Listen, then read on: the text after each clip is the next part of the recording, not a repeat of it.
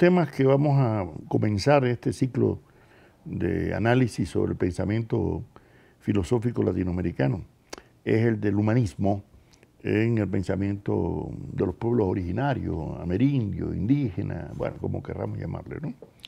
En primer lugar, ese es un tema bastante controvertido, porque algunos no admiten, ¿no?, que no, la filosofía empezó solamente con la llegada de los conquistadores españoles, portugueses, ingleses, franceses, por no.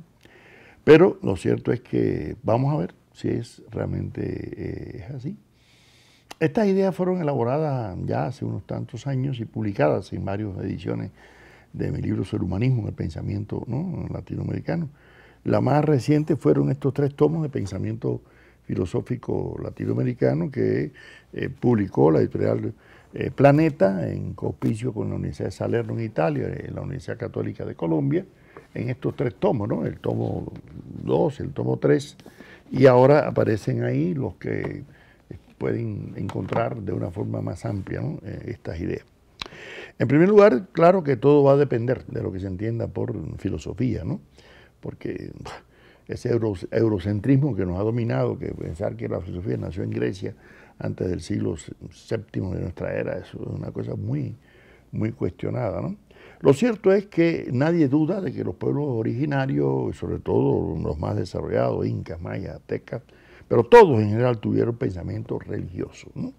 Ahora, otros llegan a considerar algo elemental.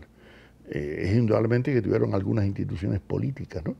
Y si tuvieron instituciones políticas, quiere decir que tuvieron pensamientos políticos. Eso no lo hicimos en otro de nuestros libros, en este de pensamiento político, ¿no?, latinoamericano. O llegaron a tener ideas sobre la democracia, que también estamos en estos 2 tomos, ¿no?, se han publicado, también por las mismas universidades y la editorial de Penguin Random House. Lo cierto es que la mayor parte de los investigadores coinciden con la tesis del francés Émile Breyer, de que los pueblos comienzan a tener filosofía, ¿no?, cuando los hijos ponen en duda la fe de sus padres, es decir, cuando ya no es simplemente la creencia, sino la racionalidad, ¿no? La razón comienza a jugar su papel. Hay otros investigadores que, con cierta razón, como María Luisa Rivara de Tuesta en Perú, decía, bueno, todo depende de lo que se entienda, ¿no?, por filosofía, porque incluso no para los pueblos amerindios, hasta para los pueblos más recientes, se ha negado la existencia de una vida filosófica en América Latina, a partir del criterio de que no se había desarrollado una teoría epistemológica muy desarrollada. Pero yo me pregunto a veces, bueno, ¿y qué teoría epistemológica tenían Tales de Mileto, Anaximandro, Anaxímenes, Episté? Ninguno tenía una epistemología desarrollada, y sin embargo nadie duda que el pensamiento jónico, ¿no?, fue filosófico, ¿no? Pero bueno, ese era otro tema muy, muy debatido. Ahora, la otra cuestión es la siguiente. ¿Realmente tenían ideas humanistas? Bueno, depende si se concibe que el humanismo es una cosa solamente del Renacimiento para acá, pero eso es muy también cuestionable. Quiere decir que no hubo humanismo en el pensamiento chino, hindú, africano, de los persas. No, ¿quién dijo que no, señores? O incluso humanismo griego, ¿no?, o humanismo romano. Entonces no podemos pensar que el humanismo es solamente, depende de lo que se entienda por humanismo, ¿no?, que hay que diferenciarlo también de concepciones antropológicas, porque si se entiende el humanismo en el sentido de una reflexión sobre el ser humano, pero a partir de su perfectibilidad, de su mejoramiento, de su posibilidad de superación, de una condición humana controvertible que lo lleva a buscar nuevas formas, ¿no?, y enfrentarse a formas diferentes de alienación, puede ser que podamos admitir también, ¿no?, que los pueblos originarios, ¿no?, tuvieron también un pensamiento humanista, es lo que vamos a tratar de ver. La otra cuestión es hasta qué punto estos pueblos tuvieron mitos. Bueno, sí, ¿y acaso el mito es exclusivo de esas culturas? No olviden que Aristóteles decía, el filósofo es hasta cierto punto un hombre aficionado a los mitos, porque el mito se construye sobre asuntos maravillosos. Esto lo decía uno de los grandes filósofos, ¿no?, de la antigüedad, es decir, el papel del mito, y nadie duda de que Nietzsche utiliza extraordinariamente el mito, igual que Platón, ¿no?, el mito. Ahora, no es que vayamos a reducir la filosofía al mito, no, pero hay muchos logos, ¿no? en el mito, como dice Levi-Strauss, ¿no? Y hay mucho mito en el logos, ¿no? Allí a veces, ¿no? Ahora, lo cierto es que los pueblos amerindios, como querramos llamarle, primero sintieron cierta forma de, hoy llamaríamos alienación, ¿no? Ante muchas creaciones que ellos participaron en ellas, como la constitución de pirámides, de grandes templos, de grandes, ¿no? Palacios para los gobernantes, de grandes centros. Entonces, el hombre del común tendría que sentirse alienado, enajenado, ¿no es así? Y no solamente el hombre del común. O sea que ya desde la antigüedad los pueblos originarios se percataron de que eran creadores de determinados productos, obras, ¿no? Que los aplastaban, que los dominaban, ¿no? Entonces, en cierta medida, esa reacción, ¿no? de estos pueblos frente a ellos implicaba una reflexión, ¿no? de un tipo de racionalidad y ya no simplemente de una creencia. Yo creo que estamos obligados, como dice el amigo Raúl Forné Betancourt, a un poco desoccidentalizar la filosofía, ¿no? Y no pensar que la filosofía surgió solamente en Grecia, en Europa, sino que ha habido filosofías surgidas en África, en Asia, en América Latina, en cualquier latitud donde los pueblos se han cuestionado, ¿no? racionalmente, ¿no? determinados enunciados. Ahora, en el caso de América originaria, por supuesto que no es lo mismo las culturas civilizadas de los aztecas y de los incas o la que tuvieron los mayas que la que tuvieron los muiscas o los guaraníes o los taínos del Caribe. ¿Por qué? Porque el nivel de desarrollo no era el mismo, ¿no? Pero aún así hay que reconocer que en aquellos pueblos que en su mayoría tenían concepciones politeístas, ¿no? de la creencia en muchos dioses, pero ya estaban en evolución hacia concepciones monoteístas, es decir, hacia tratar de integrar en un solo Dios, ¿no? todas sus creencias.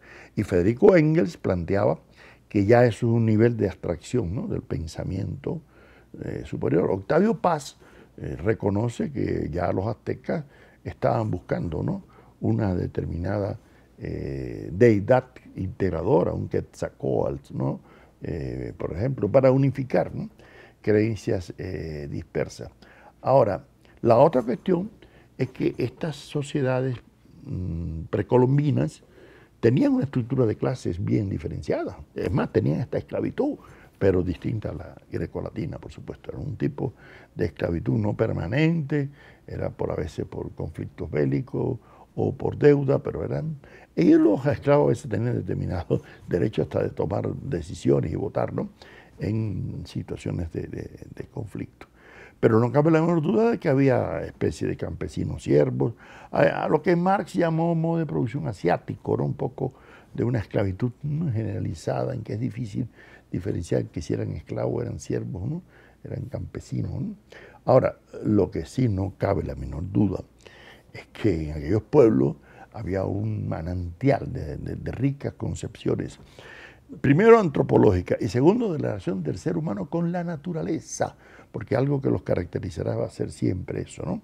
Admitir la primacía, en este caso, de la naturaleza, de la madre tierra, de la Pachamama, o como querrán llamarle distintos pueblos, y la interacción, ¿no? Y ese es uno de los factores que los diferencia tal vez de la cultura judeocristiana y en general de la cultura occidental tan ecocida, ¿no? No, la cultura de los pueblos originarios era bastante respetuosa, ¿no? de la condición natural. La otra cuestión que a veces se ha cuestionado es si estos pueblos no desarrollaron una cultura alfabética, escrita. Bueno, eso es muy cuestionado. En primer lugar hay que decir la cosa. La mayoría de estos pueblos sí tuvieron escritura. Y bueno, Pedro Martínez de Anglería reconoce que llegaron a tener libros, ¿no? Y Bartolomé de las Casas en su crónica lo reconoce también, que escribían y no solamente sus memorias y las estaciones del año y los lugares para la siembra, etcétera, sino sus tradiciones, sus mitos. Otra cosa es que la mayor parte de esos libros, esos códices fueron quemados, ¿no? por los sacerdotes que consideraban aquello, ¿no? como algo que debía ser eliminado. Se salvaron dos, uno en Dresden y otro en Londres, ¿no? de puro milagro, como decimos, ¿no? Pero lo que hay otra cosa importante, muchos pueblos como los mayas tenían jeroglíficos. Y algunos dirán, bueno, ¿y los jeroglíficos expresaban ideas abstractas? Pues sí, expresaban ideas abstractas, igual que los quipús de los incas, que los estudios antropológicos demuestran que eran formas, ¿no? No de alfabético, pero en el sentido de escritura, que transmitían, ¿no? Realmente. Y además, no olvidemos que la cultura oral que se ha transmitido durante siglos de pueblos a las generaciones actuales, por eso se conservan muchas concepciones en estos pueblos indígenas actuales, ¿no? de sus ancestros. De manera que hay otra cosa importante, y es que cuando se estudia algunas de las cosmogonías y de las cosmologías de aquellos pueblos, no vamos a encontrar grandes diferencias con las que se dieron en el África, en Asia o en la propia Grecia, ¿no? Yo diría, ¿qué tiene que envidiarle el Popol Vuh, ¿no? del pueblo cachique, el maya, a la teogonía de Hesíodo? Nada. O a otros mitos, ¿no? egipcios sobre que todo surgió en el agua. Bueno, hay que tomar en cuenta que esos famosos mitos fueron transcritos por sacerdotes cristianos. Tal vez edulcoraron un poco, tergiversaron, dándole una visión un poco, no sé, cristiana. Pero lo cierto es una cosa, la mayoría de estos mitos, por ejemplo, el Popol Vuh, plantea que todo lo que existía en un principio era el cielo y el mar, ¿no? y el agua. Y el agua era el fundamento de todas las cosas. Bueno, nadie pone en duda el papel del agua, ¿no? Sin agua no podemos, ¿no? estar. Entonces no es absurdo que Tales de Mileto haya dicho que en el principio todo es el agua, ¿no? Bueno, claro, es importante. Ahora, lo cierto es que en este mito hay más importancia al ser humano que al agua, porque se dice, no hubo tranquilidad hasta que el ser humano, no apareció el hombre, ¿no? Y lo intentaron hacer de barro, pero se secaba y se ponía. Lo intentaron hacer de madera y era muy duro, ¿no? Hasta que lo hicieron de maíz. Y entonces el maíz brotó. Es decir, por eso se consideraban que todos somos hijos del maíz. Estas ideas, en estos mitos, por eso lo dice claramente Popol Vuh, no habrá gloria ni grandeza en nuestra creación y formación hasta que exista la criatura humana, el hombre formado. ¿Qué quiere decir? Bueno, que realmente para ellos, fíjense bien, y esto es importante, el ser humano no ha sido creado por dioses, propiamente dicho, sino que ha devenido de la propia naturaleza. Y lo importante, que si ese hombre no se comporta adecuadamente, puede que vuelva al estado natural. Hay un mito, un azteca, que plantea que cuando los hombres no se comportaban adecuadamente, llegaban a convertirse en monos. Parece que se adelantaron a Darwin, ¿no? En el sentido de que además para ellos los animales eran hermanos, ¿no? Hay un mito maya, se llama el mito del hombre rojo, que ustedes saben que para ellos el rojo era el símbolo de la vida, y por eso todavía en la plástica maya vemos siempre que las figuras en rojo están vivas y las verdes están muertas, ¿no? Porque lo verde para ellos era lo muerto. Pero en ese mito maya se observa, y eso no solamente en ese mito, en otro, ¿no? De que el ser humano había vivido una época esplendorosa en que era hermano de los animales y los cuidaba, pero empezó a matarlos y después empezó a matar a sus propios homólogos, a los seres humanos, ¿no? Y empezó a destruir la naturaleza. Y dice el mito que empezaron los temblores, los volcanes, los ciclones, los terremotos, y vino el castigo, ¿no? Por esa actitud del ser humano. Por lo tanto, se considera en estos mitos que el ser humano es el que es capaz de destruirse a sí mismo producto de sus acciones, ¿no? Pero por esa misma razón, en estos mitos se expresa, y no solamente en los mitos, por ejemplo, muchos cronistas de India, Bernardino de Sahagún, Motolinia, Las Casas, incluso Vasco de Quiroga, etc., apreciaron la importancia que estos pueblos les daban a la educación, ¿no? Y en la educación, ellos tenían centros de educación donde formaban a los príncipes, a los futuros, ¿no? Monarcas, ¿no?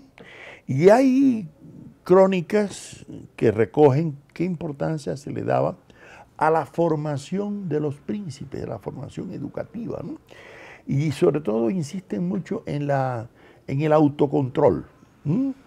Por ejemplo, hay varios elementos que indican de que no puede haber, ¿no? Realmente, que es realmente en no excederse en los placeres, no excederse en la gula, no excederse en el sexo, no excederse. Entonces no tiene nada que envidiarle a Epicuro, señores. No, la idea. Y además, una idea muy, yo diría, kantiana. Actúa de manera tal que pueda ser bien visto por tus semejantes, señores. O sea, es imperativo categórico ya muy temprano, ¿no? De servir de ejemplo, ¿no? A los demás. Entonces, ¿esto qué quiere decir? Que en muchos de estos pueblos, aparte, nadie puede dudar de que en algunos mitos hay un nivel de abstracción. Bueno, no olviden que los mayas tuvieron el cero, señores, que muchas civilizaciones no la tuvieron, que es más abstracción que el cero. Y las precisiones mayas astronómicas eran muy precisas. Pero además hay unas cosmogonías mayas que no parten de presupuestos tan naturales, sino algo metafísicos, ¿no? Por ejemplo, en uno de ellos se dice, el uno Cuen sacó de sí mismo a su divinidad e hizo el cielo. La tierra y el dos, Ep hizo la primera escalera, el 3 y así Apcal, el 1 Can, después el 2 Chic. Entonces, señores, ¿qué tiene que enviarle esto a la famosa concepción de Pitágoras, ¿no? De la mónada, la diada, la tétrada, la péntada. ¿Ah? O sea, que tuvieron niveles de abstracción algunos de estos pueblos como para llegar a concebir también el papel, en este caso, del orden numérico, para la comprensión de la realidad. El hecho también que le dieran importancia a que el ser humano es el dueño de sí mismo, el capaz de a sí mismo, ellos llegaron a considerar que los hombres antiguos vivían muchos más años, ¿no?, que los que ellos vivían. ¿Por qué? Porque se había empezado a comportar mal, ¿no? Entonces, por eso es que se le había ido reduciendo la vida, ¿no? Entonces, yo creo que las ideas de Matusalén, ¿no?, en la Biblia también reflejan más o menos lo mismo. Y por eso yo creo que ellos consideraban que la causa del mal estaba en el hombre mismo, en la autoenajenación, diríamos hoy. Claro que por supuesto yo no usaba esos términos, pero en esencia, ¿no?, hay esa misma concepción, ¿no? Es más, ellos en cierta forma, por ejemplo, admiraban las cualidades de los animales, ¿no? La vista del águila, la fiereza del leopardo, del puma, la agilidad, ¿no?, del venado, y por eso se ponían, ¿no?, las pieles de esos animales para sus rituales. ¿Por qué? Porque ellos querían incorporar, ¿no?, a su potencialidad la fuerza, la sagacidad, ¿no?, de algunos animales. Así que admiraban cualidades, ¿no?, privilegiadas, ¿no?, de algunos animales. Pero también reconocían que había determinada fiereza, determinada, ¿no?, violencia en ese mundo animal que ellos no querían realmente para los seres humanos. Entonces, nosotros no podemos pensar que en aquellos pueblos prevalecía una concepción de violencia, de crueldad. Señores, más crueldad que la que hicieron los españoles, que abrían el vientre de las indígenas para sacar fetos y lanzarse a los perros. Eso lo dijo propio Las Casas, ¿no? En sus, ¿no?, las matanzas que hicieron aquellos conquistadores. Pero ellos realmente tenían un culto, ¿no?, a la dignidad humana y sobre todo al autoperfeccionamiento del ser humano. En una de esas enseñanzas que recoge el padre Lesgaray en su libro sobre la literatura antigua de los aztecas, se dice: no vivas en el ocio ni andes en el mundo sin provecho. No pases en vano el día y la noche. No seas un ser frustrado. Cuídate mucho de la mentira y de la falsedad. Y luego yo diría, si vives bien y si obras como se te ha indicado, serás muy bien visto y tu vida será ejemplo de otros. O sea, que realmente es impresionante el hecho de que estos pueblos llegaran, ¿no?, a esas concepciones. Si no estaban, digamos, en un nivel de desarrollo filosófico propiamente dicho, bueno, pues estaban en el umbral, ¿no?, de lo que otros investigadores han llamado pensamiento prefilosófico, ¿no? Es decir, lo que estaba. Lo que sí no podemos creer, ¿no?, que estaban en un nivel totalmente salvaje, ¿no?, ni mucho menos, y lo demuestran hoy en día cada vez más, ¿no?, las investigaciones. El hecho también de preocupaciones existenciales por la vida humana, el hecho del temor a la muerte, el interés por la vida, pero una vida plena, una vida feliz, todos esos son elementos que caracterizan al pensamiento humanista de Amerindio. Entonces, para concluir, podemos llegar a resumir que tanto las cosmologías como las cosmogonías amerindias pusieron de manifiesto que tenían una visión holista, integradora del mundo, en la cual el hombre estaba subsumido en la naturaleza, integrado, ¿no?, yo diría que habría como una especie de monofisismo dialéctico, ¿no?, según el cual todo estaría concatenado, interpenetrado. O sea, tenían una visión antropologizada, pero muy integral, ¿no?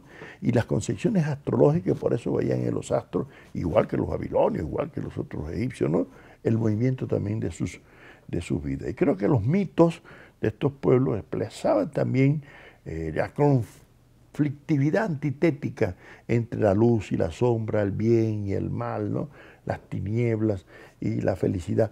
Es decir, que realmente tenían concepciones muy elaboradas sobre la vida, sobre la muerte, sobre la naturaleza, y además tenían visiones estéticas, lo plasman todavía hoy en día sus obras, ¿no?, que impresionaron todavía el muralismo mexicano de Diego Rivera, ¿no?, como le enseña Picasso, por ejemplo, ¿no? Y además tenían conciencia de las desigualdades sociales, tenían conciencia de que existían reyes, príncipes, clase media, diríamos hoy, campesinos, esclavos, ¿no?, que había de decir, pero trataban de buscar, ¿no?, una armonía entre todos los sectores sociales. Y eso se muestra también en las expresiones no solamente de la plástica, sino expresiones literarias que se han conservado, ¿no?